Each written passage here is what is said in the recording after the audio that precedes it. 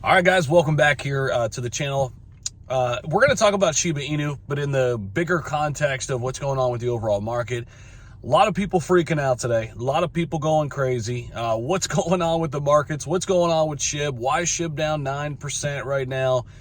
Basically, we're seeing an overall cryptocurrency pullback. And to be honest with you guys, I saw this coming. Like, this is not a surprise to me at all. Simply because we have been trending upwards, SHIB and all other cryptocurrencies, kind of on no real reason why. Like, it's just been moving up. And we haven't had a really positive catalyst. There's just been liquidity coming into the markets. Some of that liquidity has started to finally spill over into some altcoins. You know, SHIB, we saw get rid of that zero. Now it's grabbed it back or added another zero back to it now. But again, this is not SHIB specific. It's across the board. But I wanted to talk about SHIB in the context of burns too. We talked about burns yesterday in our big update video.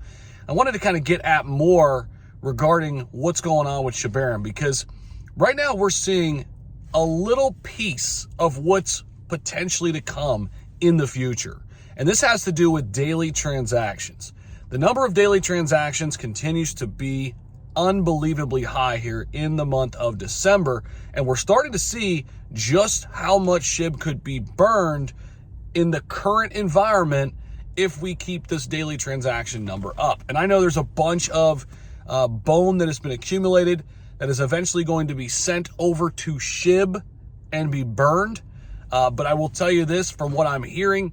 The rumors that were, stirring around saying, hey, this isn't even going to be used to burn SHIB. I think those have all been put to bed. Satoshi pretty much came out there publicly and said, no, this is going to be used to burn SHIB. Everybody relax, settle down.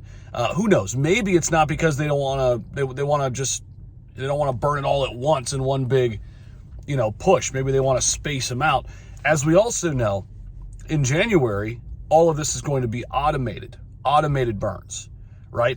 But what I really want to get at is, if we can keep these daily transactions up here, and let's just say we get higher in the next bull run. Let's just say we're getting to 12, 14, 15 million daily transactions.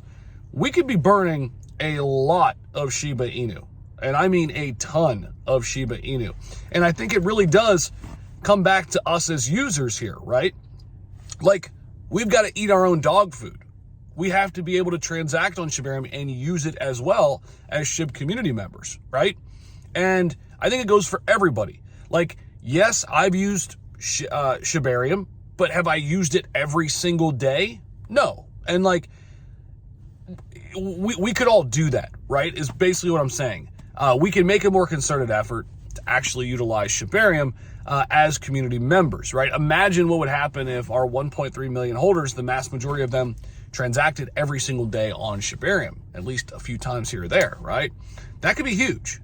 That could be huge. And here's the thing. We expect that number to grow, that number of holders of SHIB, right? And the ecosystem to also expand and to include more games, a metaverse component, which I think there will be some burning mechanisms built in there as well.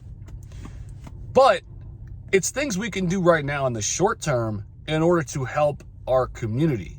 Like, if we really feel that strongly about it, we have to make sure that we are actually transacting on Shiba Inu as much as we possibly can, because that is something we can control, right, as users. Now, in addition to that, I want to see what's going to happen with the daily transactions as we close out 2023 and head into 2024. If we could keep up this pace that's happening right now, and that number remains the 6-7 million a day, there's going to be a lot of bone accumulated there for some major burns. We saw the first big burn, 76,000, but that could be nothing compared to some of these other big burns if these transaction numbers continue to hold up. And overall right now, just where am I at with the overall sentiment in the market? I'm not making a lot of moves right now.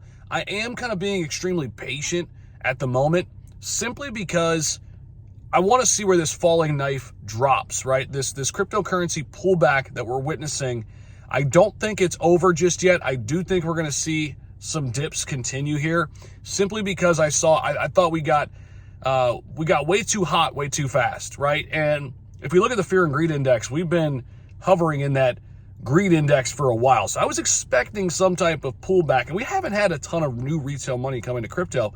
So I do think there's some market manipulation out there.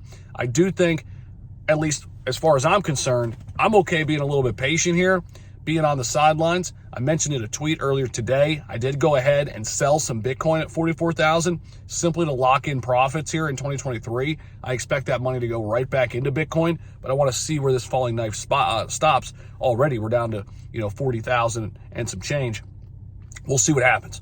But overall, I guess what I'm saying here is I'm not overreacting. I think that was a big theme from my video yesterday. Guys, you cannot let your emotions dictate big decisions in your investment journey. You've got to stay even keeled. You can't listen to the noise and let it sway you. And when the market's going up, you can't be buying at the top of every crypto that you get into and FOMOing in, right? Unless you plan on holding for multiple years, but it becomes way harder when you buy at the top and then you see the sell-off, because then what do you want to do? Now you want to take profits, but you can't. So you're trying to just cut your losses, right? And then all of a sudden it's this vicious cycle. You're over trading, you're over leveraged, and it just doesn't work out, right? So you got to have a nice, solid plan. Dollar cost average plan is always a good one with some of these big assets. I continue to buy Bitcoin every single day. I did go ahead and take some off the table here. I'll continue my DCA strategy though, right? But I wanted to lock in some of those gains, keep it in some stable coins, and maybe go hunting for some other interesting investments here as we see where these dips take us. So that's where I'm at right now. That's where SHIB's at right now. Appreciate you guys as always. Let me know what you think about this down below. We'll see you in the next video. Peace out.